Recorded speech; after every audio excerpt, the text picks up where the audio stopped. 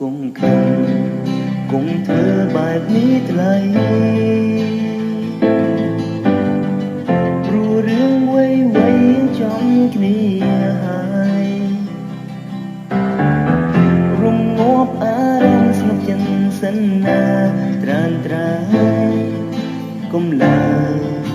បន្តកុំហឹងដឹងគ្នាថ្ងៃ